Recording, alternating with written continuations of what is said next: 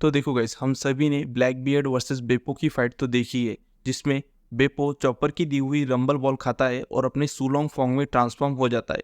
और हमने one piece में देखा है कि मिंग ट्राइब के लोग तभी सुलोंग फॉन्ग को एक्सेस कर पाते हैं जब उन पर चांद की रोशनी पड़ रही हो, लेकिन बेपो ने रंबल बॉल की मदद से अपने सुलोंग फॉन्ग को अनलॉक कर लिया था। इससे हमें ये पता चलता है कि चॉपर का मॉन्स्टर पॉइंट ही उसका सुलोंग फॉर्म है और चॉपर भी एक बीस्ट मैन है।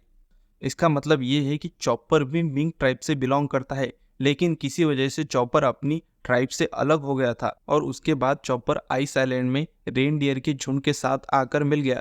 लेकिन चॉपर बाकी के रेनडियर से बहुत होशियार था और उसकी नाक का कलर भी उनसे अलग था, और इसीलिए आइसलैंड के रेनडियर चॉपर को कभी भी अपनी झुंड का हिस्सा नहीं मानते थे और अपने झुंड से उसे अलग करना चाहते थे। लेकिन चॉपर को लगता था कि वो रेनडियर का झुंड ही उसका परिवार है, और इसीलिए चॉपर को लगता था कि वो एक रेनडियर है और उसने हितो हितोनोमी खाया है। लेकिन चॉपर ने कभी हितो हितोनोमी खाया ही नहीं। उसने एक रेयर डेविल फ्रूट खाया था जिसके बारे में चॉपर को नहीं पता था। और जैसे ही बेपो ने रंबल बॉल खाया और अपना सुलोंग फॉर्म अनलॉक कर लिया, वैसे ही सब लोगों को पता चल गया कि चॉपर भी एक मिंग ट्राइब का ही है, यानी कि एक बीस्टमैन है।